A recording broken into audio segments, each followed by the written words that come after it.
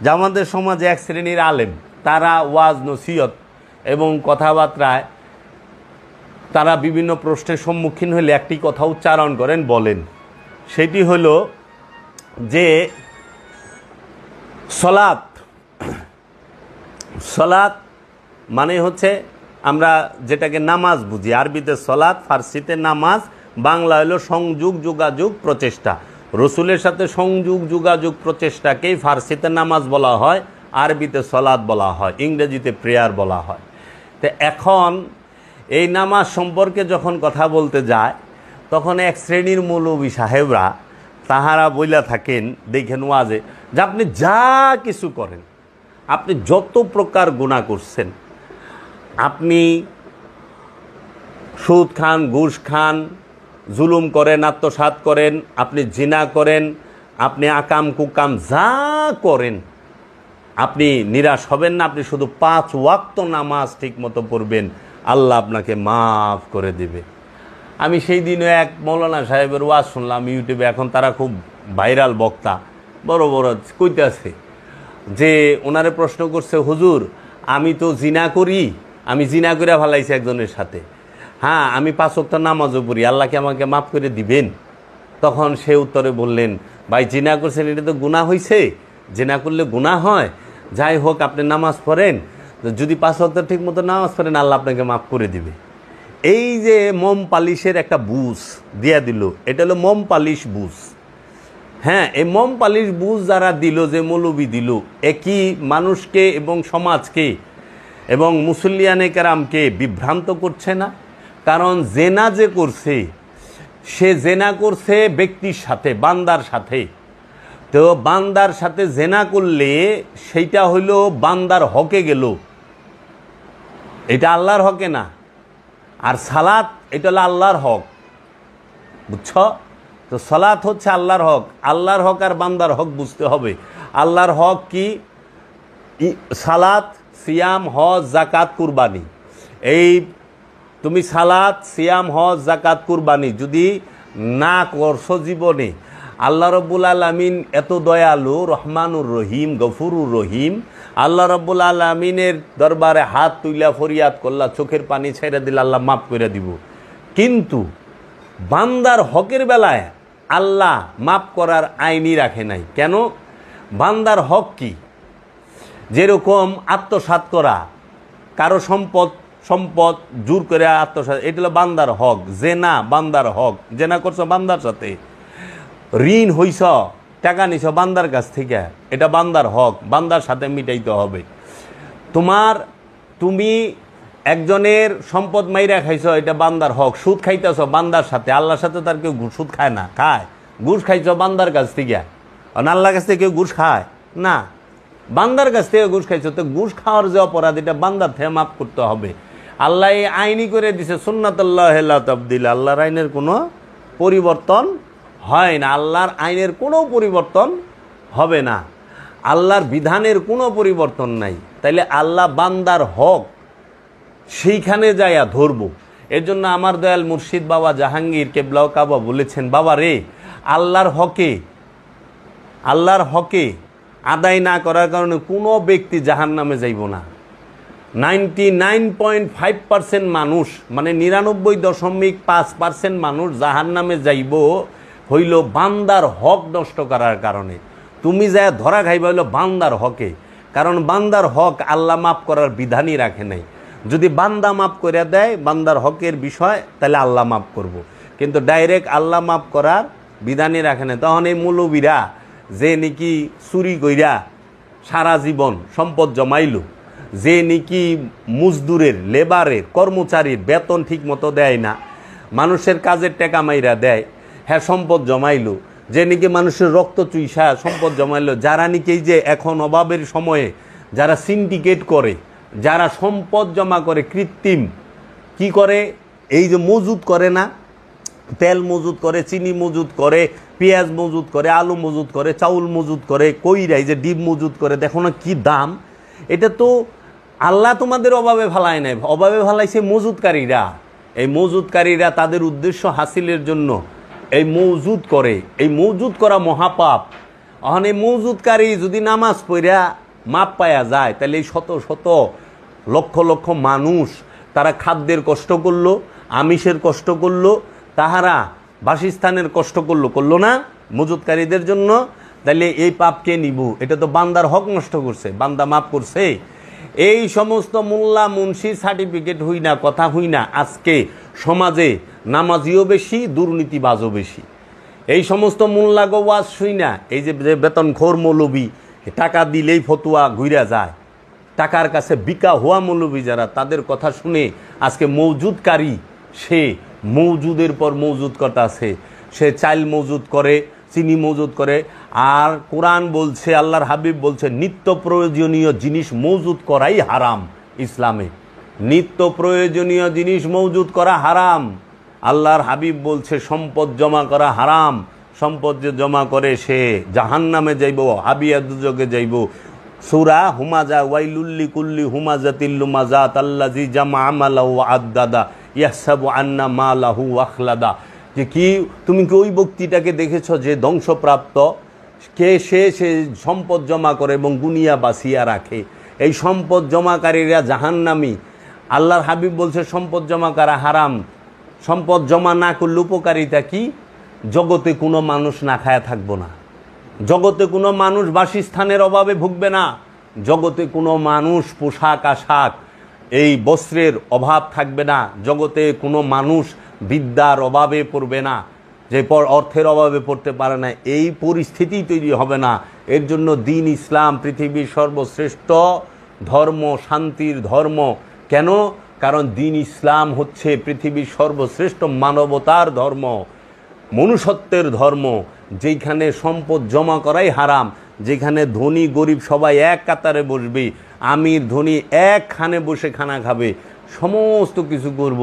আজকে এই মোল্লা মুন্সিরা এরা ফতুয়া দিয়া এই মজুদকারী মসজিদে নাই, মসজিদে যা জুমার নামাজ আজকে মজুদকারীরা পড়ে নাই, এই ঘুষখোরেরা এই সুদখোরেরা পড়ে নাই, এই সম্পদ জমাকারীরা পড়ে নাই। তাগো সামনে কইতাছে আপনি যাহাই করেন আল্লাহর ওয়াস্তে আপনি 5 ওয়াক্ত নামাজ পড়বেন, আল্লাহ আপনার সব মাফ করে দেবে।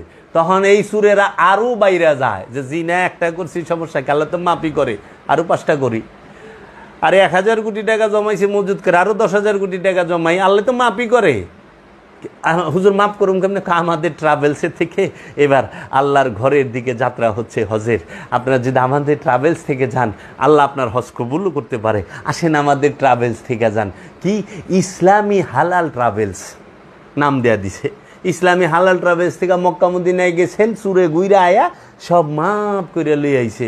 এটা কি কোরআন দর্শন? আজকে নামাজি বেশি কিন্তু সমাজে চোরও বেশি, নামাজ পড়া পরিবর্তনই হচ্ছে না। অথচ না, কোরআন বলতেছে ইন্নাস সালাতা তানহা আনিল ফাহশাই ওয়াল মুনকার, নিঃসন্দেহে সালাত পাপ সমূহ থেকে তোমাকে সম্পূর্ণ দূরে রাখবে, বিরত রাখবে। সালাত পাপ থেকে বিরত রাখে। তাহলে এরা নামাজও পড়ে পাপও করে, এরা নামাজও পড়ে মৌজুদও করে, এরা নামাজও পড়ে সুদও খায়, এরা নামাজও পড়ে ঘুষও খায়, এরা নামাজও পড়ে সম্পদও জমা করে, এরা নামাজও পড়ে মানুষকে অত্যাচার জুলুমও করে। তাহলে এদের নামাজ কি কোনো কাজে আসতেছে না? তাহলে আমরা কি ধরে নেব যে আল্লাহ যে কোরআনে বলছে সেই কথা, আল্লাযিনা হুম আন সালাতিহিম সাহুন, এই নামাজি জাহান্নামী। কে? সে যে লোক দেখানোর জন্য নামাজ পড়ে। তাইলে বাবা লোক দেখানো নামাজে এখন 5 ওয়াক্ত নামাজের কথা কি আল্লাহ কোরআনে কইছে? সালাতলে আমি অনেক বিস্তারিত আলোচনা করছি আমার সুফিয়াত্ম প্রকাশ ইউটিউব চ্যানেলে, এবং সালাত সম্পর্কে কোরআনে 82টা আয়াত আছে। সেই 82 আয়াতের আমি রেফারেন্স তুলে ধরেছি, এবং বাবা জাহাঙ্গীরের একটি কিতাব আছে, এটা হলো ছোট, আর একটা বড় কিতাব আছে মোটা, সেটার নাম হলো নিন্নবে চিত্ত দাহ সুফিবাদ সার্বজনীন। সেই কিতাবে সালাতের 82টি আয়াত তুলে ধরা হয়েছে। এইটাকে আলাদাভাবে এইখানে আনা হয়েছে, সেই অধ্যায়টাকে। এই যে নামাজের কথা কোরআনে 82 বার যে আয়াতটি দেওয়া আছে এইটা নিয়ে। এখন ওইখানে যখন আমি আলোচনা করেছি তখন তারা বলছে হ্যাঁ সালাত তো পড়তে হবে, সালাতের কথা এই আছে এই আছে। তখন আমি বললাম যে কিছু স্বার্থনিশী মহল তারা বলে উনি নামাজের কথা অনেক অস্বীকার করেন। না না, ভুলেও না। কে কইছে? আমার তো আপনার সাথে মতের বিরোধ কোনটা? নামাজ আছে না নাই, নামাজ পড়তে হবে কিনা সেইটা নিয়ে না। আমার মতের বিরোধ হচ্ছে আপনার সাথে কোনটা কোরআনে কোন সালাতের কথা বলা হয়েছে। কোরআনুল মাজিদে আল্লাহ পাক সালাতের হুকুম করেছেন, সেই হুকুমটু কি ওয়াক্তি সালাতের না দায়েমি সালাতের? আবার বলতেছি, কোরআনুল মাজিদে আল্লাহ পাক কোন সালাতের হুকুম করেছেন, সেই সালাতটা কি ওয়াক্তি সালাত 5 ওয়াক্ত নামাজ নাকি সালাতুদ দাওয়ামি দায়েমি সালাত, কোনটা? তাহলে আমার আপনার সাথে মতবিরোধ এবং আলোচনার বিষয় হচ্ছে একটি, যে সমাজের মধ্যে যে দ্বন্দ্ব, সমাজের মধ্যে দ্বন্দ্ব কিন্তু সালাত নিয়ে না। সালাত নিয়ে সমাজে কোনো দ্বন্দ্ব নাই। দ্বন্দ্ব হচ্ছে সমাজের মধ্যে ওয়াক্তি সালাত আর দায়েমি সালাত লইয়া। একদল আছে তাহারা 5 ওয়াক্ত নামাজই স্বীকার করে, দায়েমি সালাতকে সম্পূর্ণরূপে অস্বীকার করে। একদল মানুষ আছে যাহারা 5 ওয়াক্ত নামাজকে স্বীকার করে আর সালাতুদ দাওয়ামি দায়েমি সালাতকে সম্পূর্ণ অস্বীকার করে। আবার আরেক দল আছে যাহারা দায়েমি সালাতের কথাটাই বলে। এখন কোরআন কি বলছে? এখন কোরআন সরাসরি দায়েমি সালাতের কথা বলছে। সেই দায়েমি সালাতটা, সেই আয়াতটা কোথায়? সেই আয়াতটা হচ্ছে সূরা মারেজ, কোরআনের 70 নম্বর সূরা মারেজের 23 নম্বর আয়াত। আল্লাযীনা হুম আলা সালাতিহিম দায়মুনা, যাহারাই দায়েমি সালাতের উপরে দণ্ডায়মান তাহারাই মুসল্লি। এবং এই সূরার মধ্যেই মুসল্লির 8টি গুণ এই সূরা মারেজের মধ্যে বইলা দিছে, মুসল্লির 8 গুণ। এবং কারা কারা মুসল্লি হইতে পারবে, কারা কারা হইতে পারবে না, তার প্রথমেই 19 নম্বর থেকে নিয়ে 22 নম্বর পর্যন্ত বলছে, যাহারা মুসল্লি তাহারা কি অধৈর্য না, যাহারা মুসল্লি তাহারা লুবিও না, যাহারা মুসল্লি তারা কৃপণও না। আর এই অধৈর্য এবং লুবি এবং কৃপণ যারা, তাহারা মুসল্লি নয়। তাহলে এখন কথা হইল, আমাদের সমাজের মধ্যে সালাদকে কেউ অস্বীকার করে না। আমিও কখনো সালাদকে সালাদ ফরজ, সালাদ অবশ্যই করতে হবে। সালাদ ছাড়া আত্মশুদ্ধি হয় না, সালাদ ছাড়া দিল জিন্দা হয় না, সালাদ ছাড়া খান্নাস মুক্ত হওয়া যায় না। দায়েমি সালাদ ছাড়া, দায়েমি সালাদ ছাড়া আত্মশুদ্ধি হওয়া সম্ভব না, দায়েমি সালাদ ছাড়া দিল জিন্দা করা সম্ভব না, দায়েমি সালাদ ছাড়া নিজের নফসকে চেনা সম্ভব না, দায়েমি সালাত ছাড়া খান্নাসরূপী শয়তান হতে নফসকে পবিত্র করা সম্ভব না, মুক্ত করা সম্ভব না, দায়েমি সালাত ছাড়া মেরাজ হওয়া সম্ভব না, দায়েমি সালাত ছাড়া রবের দিদার সম্ভব নয়, দায়েমি সালাত ছাড়া রবের দরবারে ফরিয়াদ কবুল করানো সম্ভব নয়, দায়েমি সালাত ছাড়া ফানা ফিল্লায় পৌঁছানো সম্ভব না। বাঁকা বিল্লায় পৌঁছাইতে হলে দায়েমি সালাত লাগবে। দায়েমি সালাতের কোনো বিকল্প নাই। দায়েমি সালাত সর্বক্ষণ রবের সাথে এবং রসুলের সাথে সংযোগ যোগাযোগ প্রচেষ্টাকেই বলা হয় দায়েমি সালাত। এই দায়েমি সালাত করতেই হবে, করতেই হবে, করতেই হবে। এর জন্য বলছে কোরআন সূরা বনী ইসরাইলের 1 নম্বর আয়াতে, যে এই সূরা বনী ইসরাইলের 78 নম্বর আয়াতে কি বলতাছে, যে ওয়াকিমুস সালাতা লিদুলিকি শামসি ইলা গাসাকিল লাইল ওয়া কুরআনাল ফজরে ইন্না কুরআনাল ফজরে কানা মাশহুদা। ওয়াকিমুস সালাত, সালাত কায়েম করো, লিদুলিকি শামসে, লিদুলিকি শামসে সূর্য যখন ঢলিয়া যায়, ইলা দিকে গাসাকিল অন্ধকারের লাইলে মানে রাতের, রাতের অন্ধকারের দিকে যখন সূর্য ঢলিয়া যায়, এর পূর্বেই সালাত কায়েম করো। ওয়া কুরআনাল ফজরে, ওয়া এবং কুরআনাল ফজরে, কুরআন শব্দের অর্থ কোরআন, ফজর শব্দের অর্থ ভোর। ওয়া কুরআনাল ফজরে, ভোরের কোরআন, ইন্না কুরআনাল ফজরে, নিশ্চয়ই ভোরের কোরআন, কানা মাশহুদা হয় প্রমাণিত। ভোরের কোরআন রে এরা ফজরের নামাজ বানায় দিছে। কোরআনের বাংলা অর্থ করছে নামাজ, ভেজাল অর্থই করছে ভুল, ভেজাল অর্থ করছে। এরা ফজরের অর্থ করে, ভোর করে নাই, ফজরের নামাজ বানায় থুয়া দিছে। এরা আকিমুস সালাত শব্দটা আছে এখানে একবার, এরা এইটারে 5 ওয়াক্ত নামাজের দলিল দিছে। তাহলে এই যে 2 নাম্বারই কইরা সহজ সরল মুসলমান রে বিপদে ভালাইছে এরা। তারপরে এরকম 5 ওয়াক্ত নামাজের দলিল দেয় সূরা নূরের থেকে, সূরা হুদের থেকে, এরকম হুবহু অর্থই নাই। তো 5 ওয়াক্ত নামাজের কথা সরাসরি কোনো একটা কোরআনের আয়াতের মধ্যে স্পষ্টভাবে সালাতুল ফজর, সালাতুল জোহর, সালাতুল আসর, সালাতুল মাগরিব, সালাতুল এশা সরাসরি বলা হয় নাই। এমনকি সূরা বনি ইসরাইলের ৭৯ নম্বর আয়াতে যে বলা হয়েছে সালাতুল তাহাজ্জুদের কথা, ওইখানে সলাৎ শব্দটাই নাই, শুধু তাহাজ্জুদ শব্দটা আছে। তাহাজ্জুদের আগে সালাত শব্দটাই নাই, অথচ তাহাজ্জুদেরও নামাজ বানায়। তাহাজ্জুদ শব্দের অর্থ হলো সাধন প্রচেষ্টা, সংযোগ যোগাযোগ প্রচেষ্টা। গভীর রজনীতে নিদ্রা না যায়া রবের সাথে, রসুলের সাথে দায়েমি সালাতের মাধ্যমে সংযোগ যোগাযোগ প্রচেষ্টাকেই বলা হয় তাহাজ্জুদ। এই তাহাজ্জুদ করো, এই তাহাজ্জুদের মাধ্যমে খুব দ্রুত রবের সাথে, রসুলের সাথে সংযোগ যোগাযোগ হবে। এখন আমাদের সমাজে এই সালাতের বিষয় নিয়ে মানে এরা কেন দায়েমি সালাতের কথা বলে না, ওয়াক্তি সালাতের কথা বলে মৌলবী সাহেবরা। আবার কিছু কিছু গোলাপি পীর সাহেব আছে, এরা নিজেরাও দায়েমি সালাতের কথা না, এরাও ওয়াক্তি সালাত পড়ে। এখন পীর সাহেবও কয় না না না এটা আচ্ছা, কোরআন বলতেছে দায়েমি সালাতের কথা স্পষ্ট, কোরআন মুসল্লির গুণ বলতেছে 8টা, কোরআন ইমামের গুণ বলতেছে 6টা, মুমিনের গুণ বলতেছে 6টা। আল কোরআন এবং দায়েমি সালাতের প্রয়োগ পদ্ধতি স্পষ্ট কোরআনে দিয়ে দিছে, ওয়াক্তি সালাতের প্রয়োগ পদ্ধতি কোরআনে নাই। এই যে রুকু সেজদার বিষয় স্পষ্ট কোরআনে নাই। এই যে দায়েমি সালাতের বিষয়টা আল্লাহ নিজে বলতেছে, তুমি সালাতে দাঁড়াও প্রথমে জোড়ায় জোড়ায়, তারপরে একা একা। তুমি আল্লাহর জন্য দাঁড়াও প্রথমে জোড়ায় জোড়ায়, তারপরে একা একা। আল কোরআন।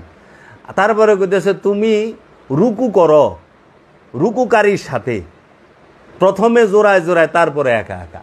আবার আল্লাহ বলতেছে তুমি সেজদা করো সেজদাকারীর সাথে, প্রথমে জোড়ায় জোড়ায়, তারপরে একা একা। তাহলে দায়েমি সালাতের প্রথমে জোড়া এবং একা এই দুইটা শব্দ উচ্চারণ করছে। রুকুর বেলায়ও জোড়ায় জোড়ায় একা একা, সেজদার বেলায়ও জোড়ায় জোড়ায় একা একা। তাহলে তুমি রুকু করো রুকুকারীর সাথে। তাই রুকুকারী কে? রুকুকারী হচ্ছে আল্লাহর রসুল, একজন মুমিন ব্যক্তি। এই রুকুকারীর কাছ থেকে যাই তোমার রুকু শিখতে হবে। রুকু মানে অর্ধঝুঁকে যাওয়া না, রুকু মানেই হচ্ছে তোমার মন প্রাণকে রসুল এবং রবের হুকুমের দিকে পরিপূর্ণরূপে ঝুঁকানো, পরিপূর্ণরূপে মেনে নেওয়া প্রচেষ্টাকে রুকু বলা হয়। রসুল এবং রবের হুকুমকে পরিপূর্ণরূপে মেনে নেওয়ার প্রচেষ্টাকে মানে ওই দিকে ঝুঁকে যাওয়ার কি রুকু বলা হয়। আর এইটা তুমি রুকুকারী ছাড়া বুঝবা না তো যে রুকু কারে কয়। যেরকম আমরা ইমাম সাহেব কি করে, অর্ধ ঝুঁকে না রুকু করে না, আমরা তারে দেখে মুসল্লিরা রুকু করে। তারপরে সেজদা কি? সেজদা শব্দের অর্থ হলো আত্মসমর্পণ, নিজ সত্তাকে, নিজের ইচ্ছাকে পরম সত্তার কাছে, রব্বুল আলামিনের কাছে, রসুলের কাছে সম্পূর্ণরূপে বিলীন করে দেওয়া, উৎসর্গ করে দেওয়া, ফানা করে দেওয়ার নাম হইল সেজদা। সেজদা কি? নিজের ইচ্ছাকে আল্লাহর ইচ্ছার কাছে উৎসর্গ করার নামই সেজদা। আল্লাহর ইচ্ছা কাছে সম্পূর্ণ কুরবানি করার নামই সেজদা। আল্লাহ যা বলছে সেটা করা, আল্লাহ যা নিষেধ করছে সেটা না করা, রসুল যা বলছে সেটা করা, রসুল যেটা নিষেধ করছে সেটা না করা। এর জন্য রুকু এবং সেজদা তুমি আগে বুঝো। এখন আল্লাহ কইছে তুমি সলাৎ করো, সলাৎ করতেছ, আল্লাহ কইছে সেজদা করো, মাথা নত করছে। আবার আল্লাহই কইছে মিছা কথা কই না, বক্কর বক্কর মিছা কথা কইতেছ। আল্লাহ কইছে সুদ খায় না, ঠেইলা সুদ খাইতেছ। আল্লাহ কইছে মানুষের সম্পদ মাইরা খায় না, সেইলা সম্পদ মাইরা খাইতেছ। আল্লাহ কইছে জিনা করো না, জিনা করতেছ, আবার তুমি নামাজও পড়তেছ। তাহলে তুমি কি আল্লাহর হুকুম মানলা? আল্লাহর ইচ্ছার কাছে নিজের ইচ্ছাকে ফানা করছ? তুমি কি আল্লাহর মধ্যে সেজদা করছ? আল্লাহ কইছে তুমি আমার মধ্যে সেজদা করো। আল্লাহতে সেজদা করতে কইছে, মানে আমরা আল্লাহতে সেজদা থেকে আমরা মাটিতে পাটিতে জায়নামাজে সেজদা শুরু করে দিছি। মাটিতে পাটিতে জায়নামাজে তো সেজদার হুকুম নাই। আল্লাহ কইছে আমাতে সেজদা করো। আল্লাহতে সেজদা করার মানেই হচ্ছে আল্লাহর সমস্ত আদেশ নির্দেশ হুকুম আহকামকে সম্পূর্ণরূপে নিজের জীবনে প্রকাশ ঘটানো, নিজের জীবনের মধ্যে তফসির করা। এই জন্য বাবা জাহাঙ্গীর বলছে কোরআনকে কখনো কাগজ আর কালিতে তফসির করো না, কোরআনকে তফসির করো নিজের নফসের উপরে, নিজের জীবনের উপরে। কোরআন তফসির করতে হয় নিজের জীবনের উপরে, নিজের নফসের উপরে। এর জন্য তোমরা যে সালাত করো, এই সালাত কেন মৌলবীরা খালি 5 ওয়াক্তের কথা? কারণ 5 ওয়াক্তের নামাজ পড়লে একজন মুয়াজ্জিন সাহেব লাগবে আজান দিতে 5 বার, এবং একজন ইমাম সাহেব লাগবে 5 ওয়াক্তের নামাজ পড়াইতে। হ্যাঁ, একজন কোরআনে হাফেজ লাগবো অথবা মাওলানা লাগবো, মুন্সি লাগবো। এর লেগে হেরা হ্যাঁ গোর লেগে হ্যাগোটা ওখানে যদি কও দায়মি সালাতের কথা, দায়মি সালাত করতে মসজিদও লাগে না, মৌলবিও লাগে না, লাগে কি ওলিয়ে কামেল।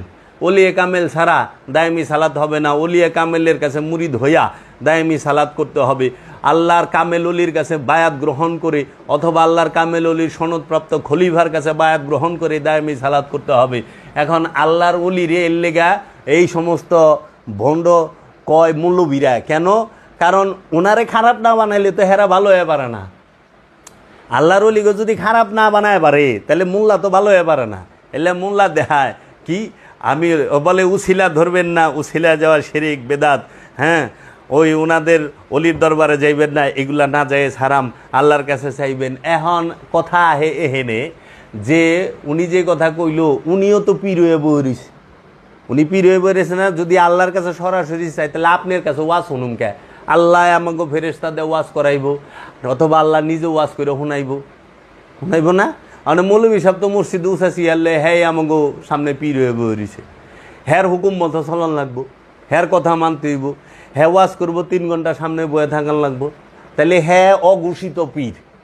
ওই যে ওখানে কিছু বেজাল শায়েক বেরিয়েছে না, এই বেজাল শায়েকরা উসিলা মানা যাবে না, সরাসরি আল্লাহকে ডাকবেন। তাহলে উসিলা যদি মানন না যে আমি আপনার ওয়াজ শুনুম কে, আমার এইটা এখন উসিলা যদি না মানন যায় আমি আপনার কাছে আসুম কেন, আমি আসুম কেন আপনার এইখানে, আমাকে এটা বুঝান যে আপনি যে ওয়াজ করবার লেছেন আপনার কথা এটাও তো উসিলা, আমরা ওনার কথা শুই না, কোরআন হাদিসের কথা বুঝতেছি, তাইলে কোরআন হাদিস বুঝতেছি মৌলবীর উসিলায় না, তাহলে মৌলবীরে পয়লা বাদ দেওয়ার লাগবো যে না মৌলবীর ওয়াজও শুনুম না। এর জন্য আমারই হইলো যে মৌলবী সাহেব কইব যে উসিলা মানা যাবে না, সরাসরি আল্লাহর কাছে যান, সাথে সাথে হ্যার ওয়াজও শুনান যাব না, হ্যার পিছেও খারান যাব না।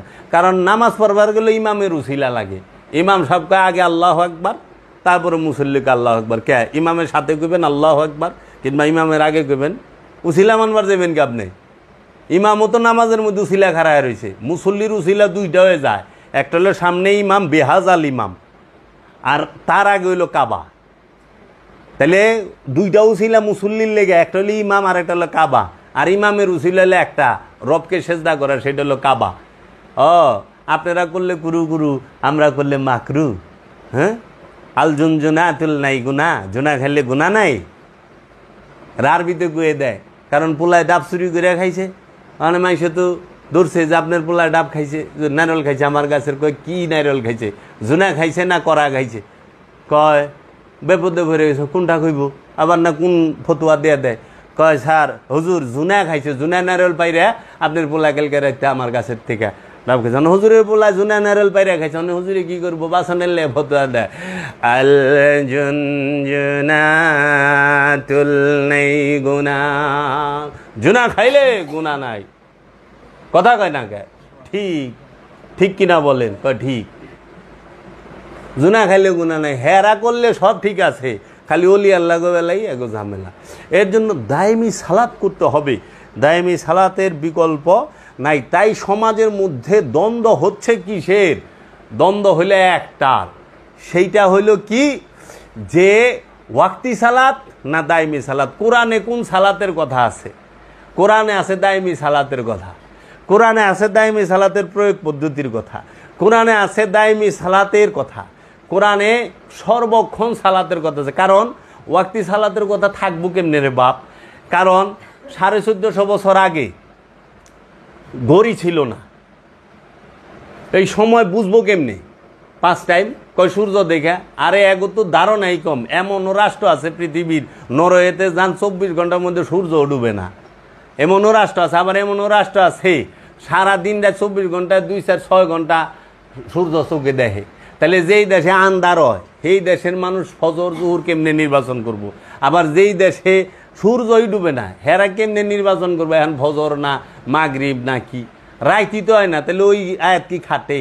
কারণ সালাত তো সার্বজনীন বিষয়, সালাত তো এক দেশের লেগা না, এক জায়গার লেগা না, সালাত তো সার্বজনীন বিষয়। এর জন্য ওয়াক্তি সালাত মানে সর্বক্ষণ, সর্বক্ষণের কোনো সময় লাগে না, সর্বক্ষণের লেগে ঘড়ি লাগবো না, সর্বক্ষণের লেগে আদকপাতি যন্ত্রপাতি লাগবো না, সর্বক্ষণ সালাতের লেগে মাইকের দরকার আছে।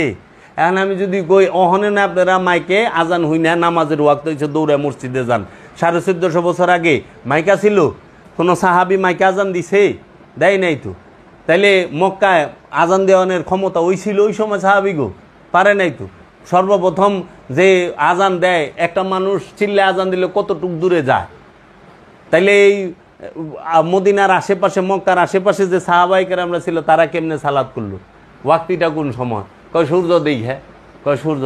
কয় সবাই কি এরকম ইন্টেলিজেন্ট থাকে যেমন সূর্য দেখে টের পাইব? কিরে বাবা, অনেক মোল্লারা যে গড়ি ডাইনাতে পড়া সুন্নাত। সুন্নাত মানে কি? রসুল যেটা করছে। তো মহানবী কোন গড়ি পড়ছে ডাইনাতে? কোন গড়িটা পড়ছে? সব গড়ি আবিষ্কার হয়েছিল? ও মৌলবী, গড়ি আবিষ্কার হইলো মাত্র 150-200 বছর, তাও আবিষ্কার করলো ইউরোপ আমেরিকা। হ্যাঁ, মাইক আবিষ্কার করলো ইউরোপ আমেরিকা। তাইলে গড়ি দেখে? গড়ি তো ছিল না। আর সূর্য দেখা যদি হয়, সূর্যের সাথে আবহাওয়া অনেক সময় তুফান থাকে, জ্বর থাকে, শীতে কুয়াশা থাকে। কুয়াশার দিনে তো বাংলাদেশে সূর্য দেখা যায় না। আর যেই দেশে সবচেয়ে বেশি ঠান্ডা সেই দেশে সূর্য করতে দেখবেন। জহুর ফজর কেমনে নির্ণয় করবেন? খালি কইলিব। এর জন্য আল্লাহর রসুল বলছে, আল্লাহ এমন একটা বিধান দিচ্ছে, এমন একটা দিছে যেটা সবার জন্য প্রযোজ্য।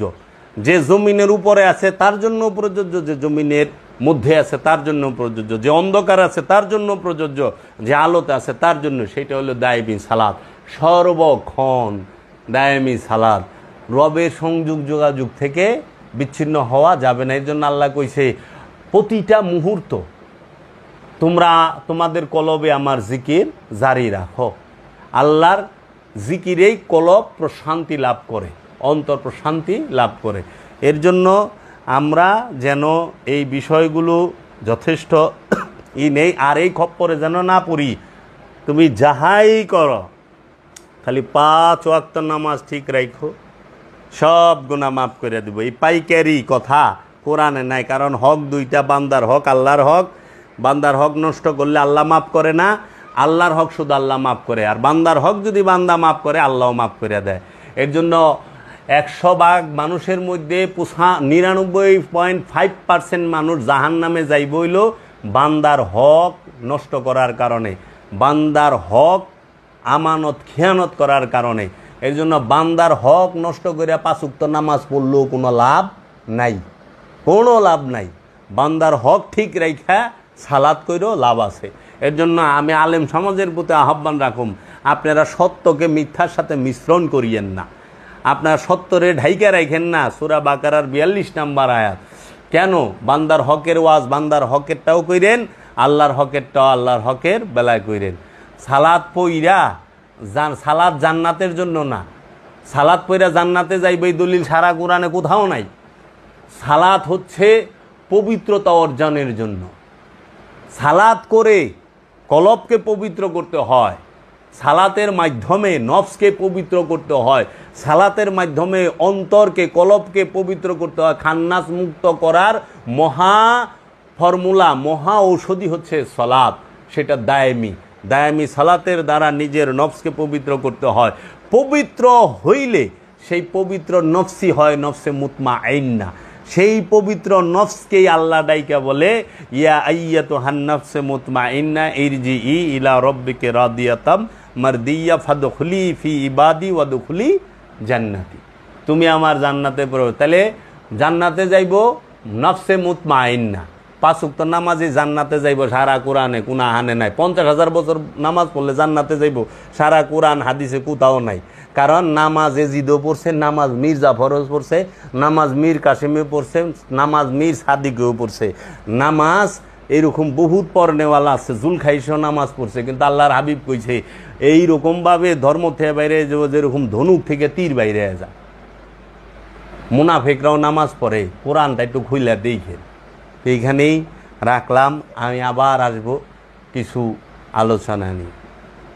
যারা বাবা জাহাঙ্গীরের কিতাব পড়বেন, এই সালাত সম্পর্কে কিতাবটি আছে, এটি পড়বেন। এবং বাবা জাহাঙ্গীর একটি কিতাব আছে ফকিরের গোপনের গোপন কথা, এই কিতাবগুলো পড়বেন। এবং বাবা জাহাঙ্গীরের শব্দে শব্দে কোরআনের অনুবাদ হুবহু 15 পারা, এটিও পড়বেন। আসেন, আমরা সত্য চাই, সাইনবোর্ড চাই না। বাবা জাহাঙ্গীর বলছে আমি সত্য চাই, সাইনবোর্ড চাই না। পীর বড় নয়, সত্য পাওয়া বড়। পীর বড় নয়, সত্য পাওয়া বড়। আমি নিজেকে চিনতে চাই, নিজেকে জানতে চাই। আমার মূল লক্ষ্য এবং উদ্দেশ্যই হবে আত্মপরিচয়, আত্মশুদ্ধি, আত্মবোধি, নিজেকে চেনা, নিজেকে জানা, নিজেকে উপলব্ধি করা। আমি যদি পবিত্র হইতে পারি, আমার জন্য সব জায়গা পবিত্র। আমি যদি নাপাক থাকি, আমার জন্য সব জায়গায় নাপাক। এর জন্য আমার হৃদয়টা যদি জাহান্নাম হয়ে থাকে, আমি যেহেনে যা মোহনে জাহান্নাম আমার লগে লগে যাইব। আর আমার হৃদয়টা যদি জান্নাত হয়ে থাকে, অন্তকলবটা যদি জান্নাত হয়ে থাকে, তাহলে আমি যেহেনে যাবো জান্নাত আমার লগে লগেই থাকবো।